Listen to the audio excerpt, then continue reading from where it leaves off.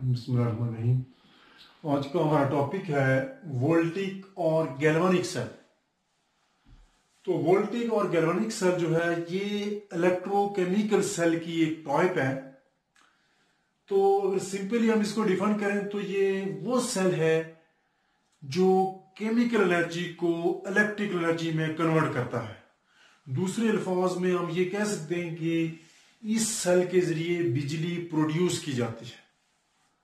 तो इस लेक्चर में हम देखेंगे कि ये सेल, इस सेल की फंक्शनिंग और कंस्ट्रक्शन क्या है, ये कैसे बिजली प्रोड्यूस करता है। तो इसके लिए हम इसकी पहले स्ट्रक्चर ड्रा करते हैं। तो ये सेल जो है ये दो हाफ सेल पे मुश्तमिल है, left half cell and right half cells. दोनों हाफ सेल्स मिलके एक कंप्लीट सेल शुमार होता है। इन दोनों हाफ सेल्स को हम एक सॉल्ट ब्रिज की मदद से आपस में कनेक्ट करेंगे। ये दोनों सेल जो हैं वो सॉल्ट ब्रिज की मदद से कनेक्ट होंगे। तो जो right half cell, left half cell है, इसमें मैं जिंक को बतौर इलेक्ट्रोड यूज करूंगा। इसी तरह राइट हाफ सेल में मैं कॉपर को बतौर इलेक्ट्रोड यूज करूंगा। तो इलेक्ट्रो केमिस्ट्री के रूल्स के तहत जो लेफ्ट हाफ सेल है जिसमें मैंने जिंक का इलेक्ट्रोड यूज किया, तो इसमें जो इलेक्ट्रोलाइट में यूज करूंगा वो जिंक का ही कोई सॉल्ट होना चाहिए। तो इसके लिए मैं जिंक सल्फेट का इंतखाब करता हूं, या ये 1 मोलर सोल्यूशन है जिंक सल्फेट का, उसमें जिंक इलेक्ट्रोड डिप है। इसी तरह कॉपर का जो इलेक्ट्रोड है वो कॉपर सल्फेट के 1 मोलर सॉल्यूशन में डिप है। अब हम जानते हैं कि जिंक का अपना ऑक्सीडेशन पोटेंशियल है, अपना रिडक्शन पोटेंशियल है। इसी तरह कॉपर के अपनी रिडक्शन या ऑक्सीडेशन पोटेंशियल की वैल्यूज है। तो इलेक्ट्रोकेमिकल सीरीज में अगर देखा जाए तो जिंक जो है वो उसका ऑक्सीडेशन पोटेंशियल कॉपर से बहुत ज्यादा है। और जो अपना लेफ्ट हाफ सेल है इसमें जो जिंक है, जो जिंक इलेक्ट्रोड है, ये इसमें से जिंक के एटम्स ऑक्सीडाइज होके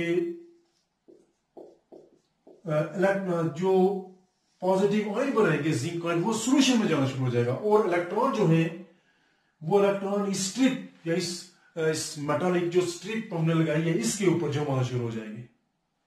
इस तरह इसका मतलब ये होगा कि लेफ्ट बीकर में सॉल्यूशन में इलेक्ट्रॉन ज्यादा हो रहे हैं, और जबकि जो स्ट्रिप है जो बतौर इलेक्ट्रोड काम कर रही है उस पर नेगेटिव चार्ज जमा हो जाएगा। इस तरह जो राइट हाफ सेल है उसमें कॉपर जो है, कॉपर जो 2 इलेक्ट्रॉन लूज करेगा वो सॉल्यूशन में जाना शुरू हो जाएंगे, और कॉपर आयन जो बनेगा वो स्ट्रिप के ऊपर रहेगा। यानी कॉपर आयंस जो पॉजिटिव आयन बनाएगा इलेक्ट्रॉन लूजिंग के नतीजे में, और इलेक्ट्रॉन जो है वो बीकर में चले जाएंगे और स्ट्रिप या इलेक्ट्रोड के ऊपर पॉजिटिव चार्ज जमा हो जाएगा। अब यहां तक रहा ये फंक्शन सॉल्ट ब्रिज का। सॉल्ट ब्रिज बेसिकली ऑयंस को एक बीकर से दूसरे में मूव करने देता है, लेकिन सॉल्यूशन को मूव नहीं कर देता। मतलब जो हमारा लेफ्ट बीकर है इसमें चूंकि बहुत ज्यादा नेगेटिव पॉजिटिव चार्ज जमा हो गया था, इसलिए जमा हो गया था पॉजिटिव चार्ज, चूंकि जिंक ऑयंस यहां एक्सेस में आ गए थे। इस तरह राइट बीकर में नेगेटिव चार्ज जमा हो गया था, चूंकि इसमें जिंक जो एटम कॉपर के एटम ने जो इलेक्ट्रॉन रिलीज किए थे वो बीकर में चले गए थे सॉल्यूशन में। अब इस ब्रिज की मदद से कुछ पॉजिटिव चार्ज एक बीकर से नेगेटिव चार्ज एक बीकर से दूसरे में मूव करेगा, और पॉजिटिव एक से दूसरे में और नेगेटिव उससे पहले में। नतीजे के तौर पर ऑयंस का बैलेंस रहेगा।